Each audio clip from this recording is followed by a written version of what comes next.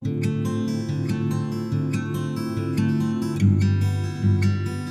To Alaknanda education. तो आज की इस वीडियो में हम CSIR नेट 2019 जून का क्वेश्चन नंबर 98 डिस्कस करेंगे, which is from partial differential equation. तो चलिए देख लेते हैं। Let u be the solution of del two u upon del t two equals to del two u upon del x2.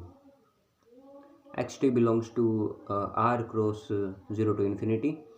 Conditions are ux0 equal to fx and utx0 equals to gx, where f and g are continuous, are in C2R, which mean f and g are continuous and also two time differentiable. Okay, and satisfy the following condition. First one, fx equal to gx equal to 0 for x less than equal to 0. Second is fx is between 0 to 1 for x greater than 0. Third is gx greater than 0 for x greater than 0. Fourth one is integral 0 to infinity gx dx is finite.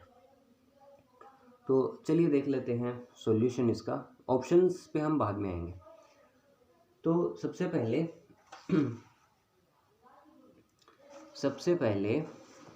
देखो, यदि हमारे पास ये हो del two u upon del t two equal to, ये वैसे जो equation है ये वेव इक्वेशन है। Okay, which is c square and del 2u upon del x2, c is greater than 0, with the conditions ux0 equal to fx and utx0 is gx। यदि ये condition आपके पास given है तो इसका जो सॉल्यूशन होगा वो कुछ ये होगा, uxt equals to 1/2 f x plus ct plus f x minus ct, okay, plus 1/2 c integral x minus ct to x plus ct gs ds। तो ये होता है इसका सॉल्यूशन वेयर x वो ग्रेटर देन ct हो। Okay, सो इस condition में ये फॉर्मूला होता है। ओके, हाँ, तो यहाँ पर अभी हम यही फॉर्मूला लगाने वाले हैं। तो ये एक चीज़, एक फॉर्मूला है, ओके, जो कि आपको रिमेंबर होना चाहिए। ओके, तो चलिए देखते हैं। तो अब इसका हमको देखना सॉल्यूशन कि भाई इस इक्वेशन के लिए विद दीज कंडीशंस क्या इसका सॉल्यूशन होगा। तो uxt बनेगा 1/2, यहाँ पे f दिया हुआ है, f x प्लस सी, यहाँ पे c की वैल्यू कितनी है 1 है, t plus f x minus c t, c की वैल्यू 1 है तो यह जाएगा x minus t to x plus t. g की वैल्यू यहाँ पर g ऐसी, g की वैल्यू g है तो ये बन जाएगा इसका सॉल्यूशन। ठीक है, अब देखो ध्यान से समझते हैं इस चीज़ को। पहले ऑप्शन में आते हैं हम। सबसे पहले पहला ऑप्शन में यह बोल रहा है कि यदि सपोज x जो है वो 0 और 0 से छोटा है, x सॉरी ये नहीं है, ये ऑप्शन है। uxt 0 होगा जब x की वैल्यू 0 से छोटी है। ओके, तो चलिए देखते हैं। जैसे मान लो t की वैल्यू 0 से बड़ी है, यदि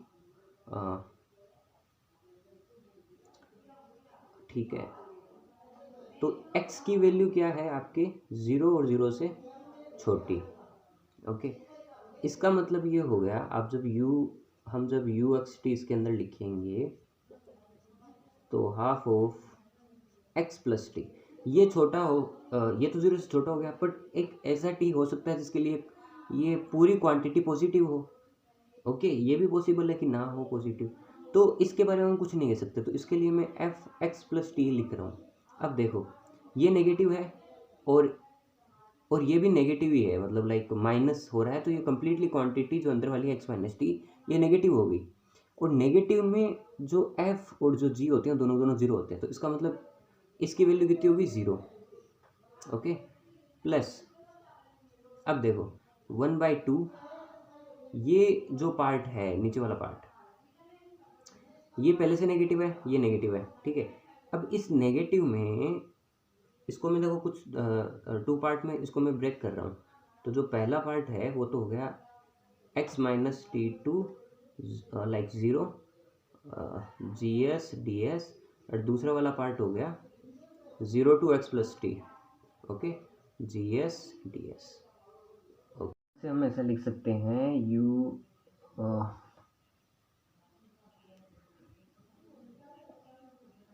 ओके। सो यहाँ पे ये जो इसका जो सॉल्यूशन आ रहा है, मैं एक बार सही से और लिख दे रहा हूँ, साइड में लिख देता हूँ।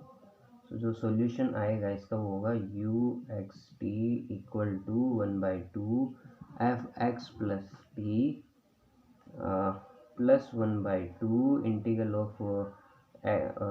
Of 0 to x plus t, ये जी एस और ये आ जाएगा डी एस। ओके, और यहाँ पे x प्लस जो t है वो ग्रेटर देन 0 है। इसका मतलब यू एक्स टी जो है वो 0 नहीं है, इसका मतलब फर्स्ट ऑप्शन इनकरेक्ट हो गया। ओके, अब हम सेकंड ऑप्शन देख लेते हैं। सेकंड ऑप्शन देख लेते हैं, उससे पहले इसको थोड़ा साफ कर दें। So second option, u is bounded, u bounded होगा। तो चलिए देख लेते हैं u बाउंडेड होगा कि नहीं होगा। तो सबसे पहली एक चीज़ होगी, जो फंक्शन f है ये बाउंडेड है। ओके, तो इसका मतलब ये भी बाउंडेड है, ये भी बाउंडेड है। ओके, और जो g है वो ग्रेटर देन 0 है। और साथ ही साथ में देखो एक बार के लिए चलो मैं थोड़ा सा इसको और बता देता हूँ, सिंप्लीफाई कर देता हूँ थोड़ा इसको। तो u x जो t है ये है 1/2 f x plus t plus f x minus t plus 1/2।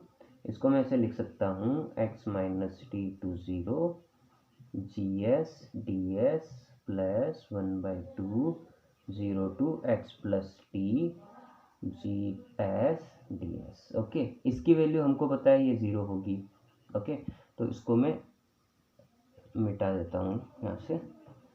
हमको ये पता है ये बाउंडेड है, गिवन है यहाँ से कि भाई ये 0 to 1 के बिटवीन बाउंडेड है, ये भी बाउंडेड है।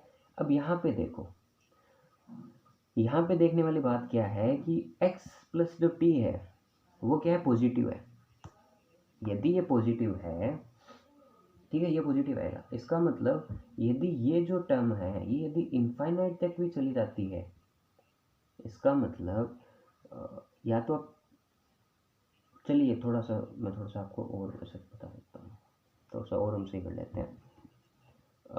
ये दोनों तो बाउंडेड है, ठीक है। यहाँ पे देखिए, यहाँ पर ये चाहे x प्लस टी की वैल्यू कितनी भी बड़ी हो चाहे कितनी भी छोटी हो, ये दोनों दोनों बाउंडेड रहने वाले हैं, ठीक है। इसके लिए ये फोर्थ जो पॉइंट है ये यहाँ पे काम में आ जाएगा। x प्लस टी की वैल्यू चाहे कितनी भी बड़ी हो, इस इंटीग्रल का जो मान है वो फाइनाइट रहेगा, ठीक है। इसका मतलब ये हो गया, इसका भी मान फाइनाइट हो गया, और ये बाउंडेड है ही, तो इसका मतलब ये जो यू एक्स टी जो होगा वो क्या होगा, बाउंडेड होगा। आ गया बात समझ में? मतलब आई मीन टू से कि देखो ये जो इंटीग्रल है ये वाला जो इंटीग्रल है ये हमेशा छोटा रहेगा, 0 to infinite g s d s. ये इस इंटीग्रल का मान इससे हमेशा छोटा होगा, ये फाइनाइट है, इसका मतलब ये भी फाइनाइट होगा। और इनकी वैल्यू भी, आप कोई सा भी पॉइंट ले लो, इन दोनों की वैल्यू भी बाउंडेड ही आनी है, अनबाउंडेड कहीं होगी। इसका मतलब यू एक्स टी क्या हो गया, बाउंडेड हो गया। तो इसका मतलब सेकंड ऑप्शन क्या हो गया, करेक्ट हो गया। अब आ जाओ आप थर्ड ऑप्शन में। थर्ड ऑप्शन क्या बोल रहा है, यू एक्स टी 0 होगा जब एक्स प्लस टी नेगेटिव हो। तो ये इसको भी देख लेते हैं। सो थर्ड ऑप्शन में वैसे चलो देख लेते हैं। तो यहाँ पे आएगा a1/2 x minus t to zero g s d s plus 1/2 0 to x plus t g s d s. Okay, अब इसने क्या बोला है कि x प्लस टी नेगेटिव है। अच्छा, पहली बात तो ये है कि x प्लस टी नेगेटिव है, राइट। तो इसका मतलब ये नेगेटिव है, इसका मतलब इसका मान कितना होगा, 0। ओके, फिर x प्लस टी नेगेटिव है, इसका मतलब इस इंटीग्रल का मान कितना होगा, 0। ठीक है, अब हम बात करते हैं यहाँ पे x माइनस टी की। देखो, पहली बात तो ये है कि t जो बिलोंग कर रहा है वो पॉजिटिव नंबर से बिलोंग कर रहा है, लाइक पॉजिटिव रियल से बिलोंग कर रहा है, जबकि ये कर रहा है कम्प्लीटली रियल लाइन से बिलोंग। ओके, तो ये पॉजिटिव से बिलोंग कर रहा है। अच्छा चलो, ये कंडीशन हम देख लेते हैं कि ये कहना क्या चाह रहा है।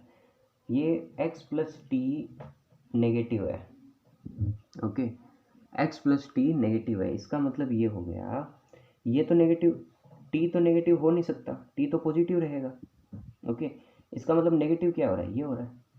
ठीक है, इसका मतलब ये t का जितना पॉजिटिव है, जैसे मान लो आप t को 5 ले रहे हो तो x होगा -6। ओके, जितना आप पॉजिटिव ले रहे हो उससे कहीं ज़्यादा नेगेटिव ये होगा। Got it.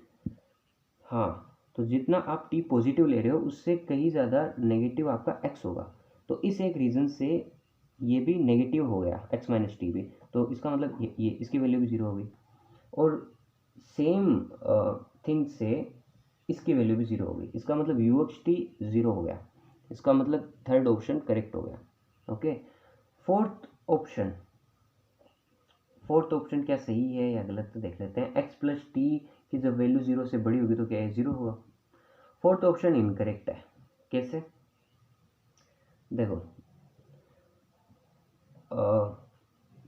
फोर्थ ऑप्शन जैसे हमने पहले भी कहा था, एक्स प्लस टी यदि आपका पॉजिटिव है तो ये वाली टर्म 0 नहीं होगी। ओके, ये वाली टर्म तो 0 होगी नहीं, चाहे सारी टर्म 0 हो जाए पहले, बट ये वाली जो टर्म है ये 0 नहीं होगी। इसका मतलब फोर्थ ऑप्शन इनकरेक्ट हो गया। ओके, तो correct options are second and third. So thank you guys.